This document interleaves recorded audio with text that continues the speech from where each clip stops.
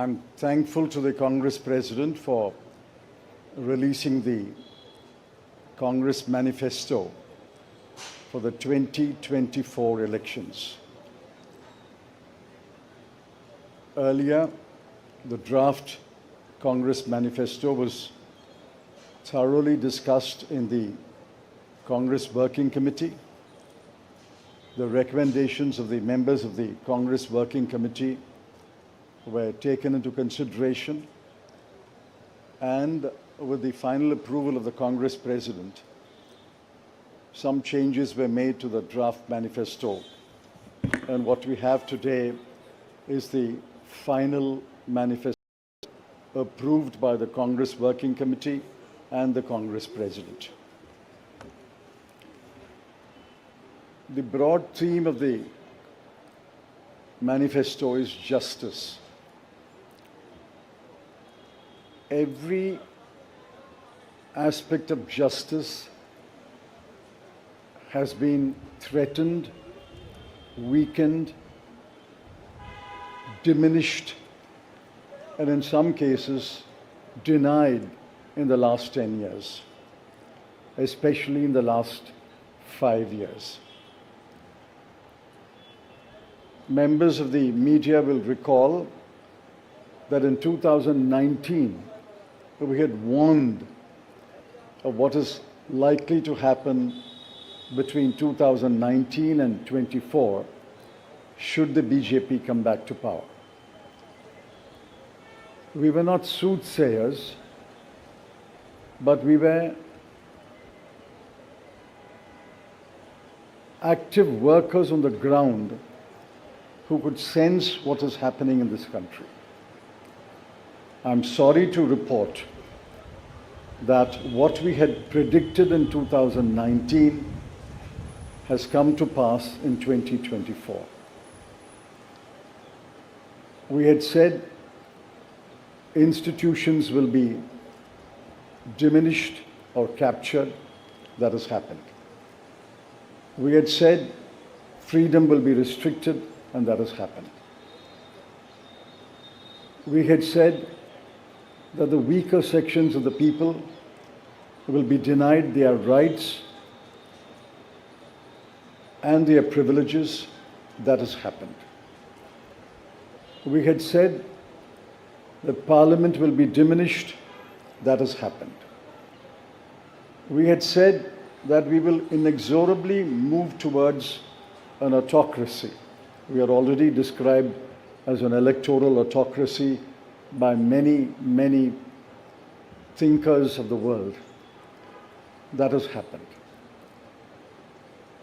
While we are unhappy that what we had predicted has happened, we have in this manifesto suggested bold measures to reverse the damage that has happened in the last 5 to 10 years. The overall theme of the Congress manifesto is 3 powerful words: work, wealth, and welfare. I shan't take long. I'll explain each word in one sentence. Work means we must create jobs. If anybody had any doubt, read the report of the ILO that was released 10 to 15 days. The government came up with a lame defense through the chief economic advisor, but the defense only made it worse. The ILO report shows that unemployment has assumed monstrous proportions in this country.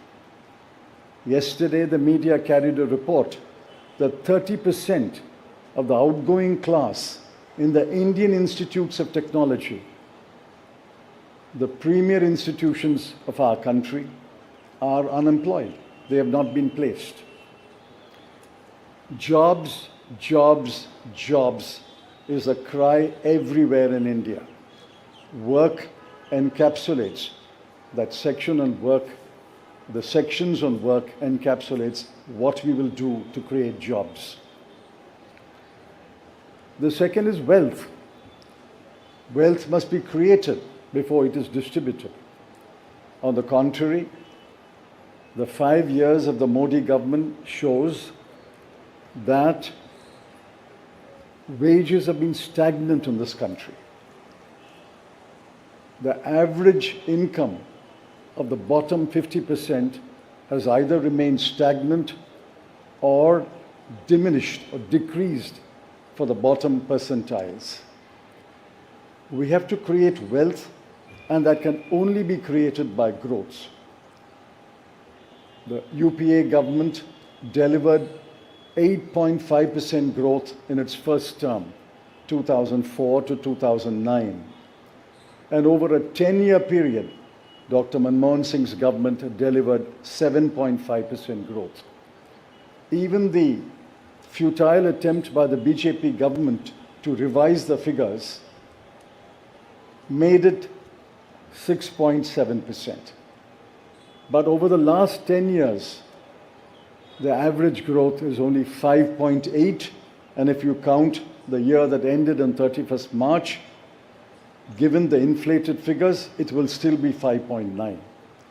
The difference between 7.5 and 5.9 may appear to be trivial, 1.6%, but it's not a trivial difference.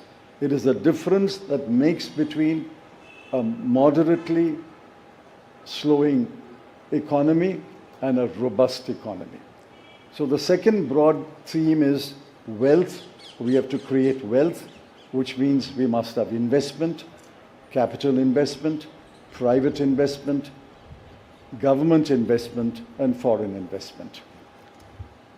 Once we create jobs and once we set in motion policies that will create wealth, this country will go back to the high growth path of the UPA governments. The third section, which addresses many aspects of justice, is welfare. So work, creating wealth, which results in welfare. The welfare of whom? I have always accused the BJP government, the Modi government, is a government of the rich, by the rich, and for the rich. This government is driven only by the interests of the top 1% of this country. But we have to look at the bottom 50%.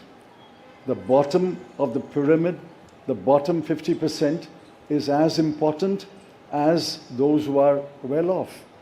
And in the bottom 50%, as we go down the ladder, the bottom 20% are extremely poor.